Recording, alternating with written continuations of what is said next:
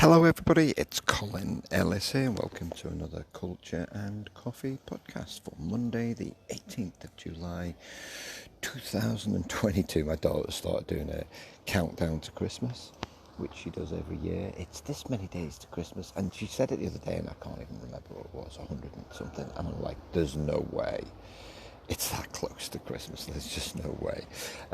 But it is. So wherever you are in the world, if you're plugging through winter, if you're getting through summer, I hope you're looking forward to it. I am in the Netherlands this week. I'm in The Hague. The Hague is the political seat of power here in Holland. It's not the capital. Amsterdam is the capital. But The Hague is the political seat of power. It's also home to the European Union, which of course Britain left, which means that my passport doesn't get me fast entry and I have to queue up for 45 minutes like everyone else, but that's okay. I'll get over it. No, not really. So yes, I'm in The Hague. I'm sat in a little cafe. So take my glasses off so I can see properly here. I'm on Nurendende. Maybe that's how I pronounce it. Where it's almost devoid of cars, but it's just bikes everywhere. Like you have to have eyes in the back of your head. You just get run over by. I almost got run over by a bike last time I was in Holland a few years ago. I did a speech in Belgium and came to Holland, and yeah, almost got run over by a bike. But you have to have eyes everywhere. It's a lovely, pleasant, warm summer morning, which is beautiful. Now there's a difference. Now you have to know the difference between a coffee shop and a cafe. The coffee, by the way, is a filter coffee, which is brewed using an AeroPress, which is like a long, thin machine. You get a more intense flavour with an AeroPress. It's a Guatemalan. Let me just taste it. That's lovely. It's like milk chocolate, like a milk chocolate taste. So coffee shops or establishments where the sale of cannabis for personal consumption is tolerated. So you can literally walk into a coffee shop and they have to be licensed in The Hague. Someone nearly got run over by a bike then. And buy cannabis if that's your thing. Now you can't smoke it in public. You can only smoke it in the coffee shops. And there's about Amsterdam alone, I went to Amsterdam yesterday, there's about 150, 160 coffee shops. Most of them are located in the red light district. But some of them are quite touristy, but people genuinely come here. I remember as a kid, stag do's and all kinds of things. Bachelorette parties, they would go to Amsterdam for a weekend and partake in the community consumption at a coffee shop, whereas a cafe, he says, remembering what he was talking about, a cafe is a place where you can get coffee. And so you'll be pleased to know that I am in a cafe, not a coffee shop. Now we're on a little bit of a European trip, as you can probably tell from where I'm recording all of the podcasts. So we moved on from the UK, here in Holland, heading to Italy today. When I reflect back on what I enjoyed about being in the UK, amongst other things, was obviously seeing the family. But it's the humour, particularly in Liverpool. It's the humour, just like everyone's funny. Well, not everyone. There's some miserable buggers, but you get that everywhere, right? But there's so much humour. And as kind of in London, in and amongst the working environment there, you hear laughter, and for me, laughter's always a great sign. It's always a great sign of a vibrant culture. And I over the last couple of years, I'm recording this in 2022, towards the tail end of the pandemic, we think, who knows. But there's a sense of normality returning a little bit. People are starting to drift back into to offices, and it's been very serious. For obvious reasons, it's been very serious over the last couple of years. Now, one thing the office is good for is for banter. Now, that's not to say you can't do it virtually. Of course you can. It just takes a little bit more time. It takes a little bit more effort. And so it's important that we re-establish those little bits of banter, we re-establish that humour kind of in order that we can inject that sense of vibrancy. Humour has so many good mental health benefits, but it has to be done in the right way.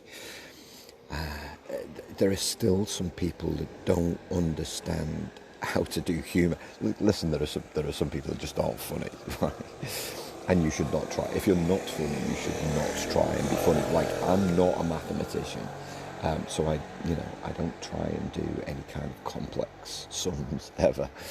But I think, when it comes to humour, the world has changed considerably over the last probably 10 years, and there are some people in the workplace that struggle with this. You might have someone on your team that struggles with it, who seems to specialise in saying the most inappropriate things, and then then we'll try and cover that by saying it's a joke. It's a classic. My teenage son does this all the time. Like, he's still trying to find his way, not inappropriate humour, but he's trying to find his way from a humour perspective. And then when no one finds it funny, he says, it's a joke. I'm like, dude, if you have to say it's a joke, then it probably needs a bit more work. But some of these people, they'll say things like, oh, it's different, you can't say anything anymore, oh, times have changed, blah, blah, blah, blah, blah. More often than not, none of those things were funny to begin with. Often with inappropriate humour, there was a greater tolerance for it because people were less prepared to do anything about it. These things were never really funny. They sought to harass. What we're looking for is a little bit of light-hearted teasing or joking that's amusing and friendly. And humour's then only a bad thing when one person takes it too far. And it's the one person and their attitudes and the one person and the way that they talk and deliver that needs to be dealt with. But when it's done well, it really is that glue, that vibrancy. Now, you'll know, stayed at quite a few hotels, been to quite a few businesses. When the culture's vibrant, because you see it everywhere. And you hear it. I love hearing people laugh, as long as it's not to the detriment of the service. People just laughing and joking and not serving anyone, or laughing and joking and not doing their work. I love hearing laughter, because it's a sign of happiness, it's a sign of enjoyment, and it's a sign of togetherness. Now, I think humour works best when people have actually taken the time to get to know each other. One of the things that I do in my culture workshops is I try and get people laughing almost immediately. And within the first morning, I try to get them to laugh at themselves. That self-deprecating humour is so important. Because what we want to do is take our work seriously, but not ourselves. So if you have those relationships, how do you get to the point where you've got that light-hearted, as the British would call it, banter or light-hearted teasing? I did some research for the podcast, like I do for most podcasts, but I did hear, because what I wanted to do was find out the latest research on kind of this banter versus bullying, humour versus harassment. And so I found a really good study at the end of 2020 by Douglas, Abel, Betts, Hill and Saunders, which studied banter versus bullying from a university student perspective. And they interviewed almost 200 students aged 18 to 35. Interestingly, 2/3 of them were female. And what they found was that those students perceived banter to be indicative of, I'm using their words here, positively intentioned social exchanges with few inferring potential links to negative behaviour. So I thought that was really interesting. What I didn't take from the survey, from the results, was how close were these people, because I think if the 200 people were close, it's easier to do that. And you'll know if you've worked with someone for a long period of time, it's easier to develop that humour. It's easier to do the little bit of gentle ribbing. We can remember that time where someone tripped over a pavement, did themselves no physical harm. That's just funny. It's quite slapstick. For me, I grew up on things like Laurel and Hardy. I grew up in things like Harold Lloyd, some of those silent movies. Dad wasn't a fan of Charlie Chaplin, so we didn't do that. And some of those slapstick things can still be quite funny as long as people don't come to any physical harm. Other research on banter found that it's indicative of solidarity, A banter culture can facilitate interaction, enhance affiliation, and increase compliance to group norms. It can also be used to develop and maintain social bonds. Whereas the difference between that and bullying, there's an intent to harm with inappropriate and hurtful teasing. And so, if you're looking to introduce humour, what you could do, and some banter into the team is firstly you need to get to know each other as human beings, not just about work. Is find a little bit about each other, kind of where have you come from, what are your interests, what are your hobbies, what are those things that we don't know about each other. And this is why social interaction is so important for vibrant culture, is you get to know people out of work. Now, as I've mentioned before, extroverts, you can't force people into social interaction, but introverts, you have to be willing to do it every now and again, because of the importance. Where it's inappropriate, where it's hurtful, they're core components of bullying. The other thing that you can think about is what are those unwritten rules that you might want to openly talk about. And so I think when it comes to banter is, what is appropriate to talk about, what's appropriate to laugh about. What we end up doing is making it up as we go along. Now like most things in kind of the way that we work together, often it takes a mistake or someone does something that they shouldn't for everybody else to learn. But it needn't be that way, especially if you've got a new team. If you've got a new team that's just forming right now, you should openly talk about the fact that banter and humour is really good for vibrancy of culture. It's really good for maintaining relationships. But let's talk about the things that aren't appropriate, and have that conversation. Things that are hurtful, things that are damaging, you can't talk about. People's height and weight and the way that they look and their dress. You can talk about their dress sense when you've worked together and you've got to know each other really, really well. I remember I was part of a team, and we had Dress Down Friday one day. Now, we'd all been working together for about 2 years. We had Dress Down Friday, and you'll be surprised to learn, I didn't really do Dress Down Friday. And one guy came in a pair of shorts, but they weren't really shorts, and they weren't really trousers, and they weren't really stylish 3/4 length trousers. Essentially, he looked like he'd bought a pair of trousers that were too short for him. Well, we gave him a fair bit of stick, but we were able to do that because we had such a close relationship, such a close bond. And at the start of the day, he was like, I don't care what you guys think, I feel comfortable, which of course is always the right response. And by lunchtime, he's like, okay, I get it, I'm regretting my choice of trousers now. But again, because we knew each other, we knew that it was okay to do that it wouldn't be taken in the wrong way. But if you don't have that, then have the conversation so that everybody is aware. Now, remember, there's always one, as I've spoken about before, there's always one bad apple that potentially can spoil the fruit bowl. And so, the first time that anybody says or does something that's even vaguely harassing or vaguely bullying, which they might think is funny, and listen, genuinely, they might think that what they're saying should be construed as funny. I get that. Not everyone's got the same sense of humour. It's important that you remember that.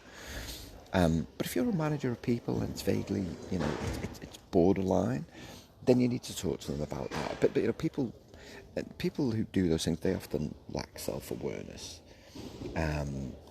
They kind of fail to realise that some forms of humour, some forms of banter can be misconstrued by the other individual. And so it's about helping people.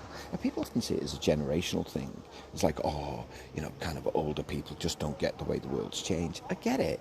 But, a lot of it depends on your upbringing as well. So there may be some younger people who similarly don't understand that either. There used to be, there's a great book called The Art of Possibility by Rosamund Stone Zander and Ben Zander, and I've mentioned it before. And in it there was a quote about, it's called "Never Forget Rule Number 6," and rule number 6 is don't take yourself too seriously. I used to write this on whiteboards wherever I worked. I remember one CEO came down and said, "Colin, what does this mean? Rule number 6." I said, "Oh, John, it means don't take yourself too seriously." And he said, what's rule number 5? He was an engineer. What's rule number 5? I said, never forget rule number 6. And he didn't really get it. But the point that I was trying to make, it was quite awkward. He was just kind of walked off, just like looking at me like, what, you're a bit weird. Why would you write that? And it was just a reminder that, what we wanted to do was really make sure that we gave work everything. But also we needed to take the time out to laugh, The whole point of laughter is the best medicine. Of course it is. It relieves tension, it relieves stress, it relieves anxiety. It's been proven to actually improve your immune system. So, all of these things are positive effects of laughing and banter, providing that it's not taken too far. And I can't remember who it was. But they said having a self-deprecating sense of humour is a hallmark of an emotionally intelligent leader, and I completely agree with that statement, because it's knowing when's the right time for me to relieve the stress. Mark Twain said the human race has only one really effective weapon, and that's humour. Because it is the thing that sees us through. So some other ideas, some other things you can do, when everything gets a bit serious. I used to watch episodes of The Office with my team. We would set the video. I used to have a DVD player in my laptop, and I had the box set of The Office, and I would bring it in. We'd leave it at my desk at work, and then we'd just hook it up to one of the TVs in the office, and we would take 25 minutes out of the day, watch an episode of The Office. I remember we watched Fawlty Towers once, when one guy was just like, I just need something daft, and we watched Fawlty Towers. There was something else, I can't remember, there's another show. One that I didn't particularly like, but I watched it because you only need is one little laugh. To break the ice. So I think for humour to be really effective, to make sure that you've got humour, not harassment, is firstly get to know each other. Be deliberate about that team building exercise. Be deliberate about understanding what makes each other tick, and kind of talk openly about what's appropriate to laugh about and what's not. Of course, you can use the podcast as a catalyst. You might even want to share the podcast with other people, get them to listen to it. The next thing is finding time for laughter. Because everything's so serious, because we're going 100 miles an hour, often there isn't the time for laughter that there should be.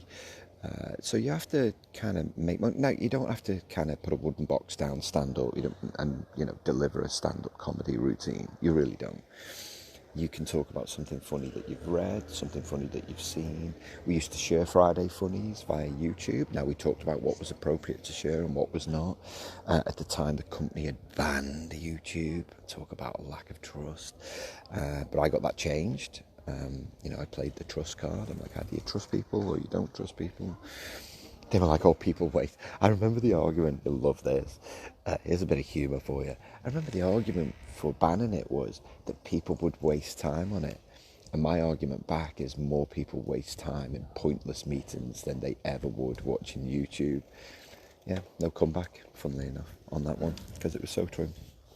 So find time for laughter. My team and I went to the Melbourne Comedy Festival in one of my jobs. I go to little comedy nights. It's a good way of mixing social interactivity and somebody else's humour, although we went to one show, it was rubbish, but that was fine. It gave us something to laugh about, of course it did. And remember to take your work seriously, but not yourself. When you reflect on who you are and what you're about, the more human you are, the greater your chances for developing really strong bonds, really strong relationships with other people. And when you're with your friends, the best nights that you have are when it feels safe and you're able to share a laugh or two. Hope you enjoyed today's podcast on humour. Hope you have a fabulous day wherever you are in the world. Ta-ra for now.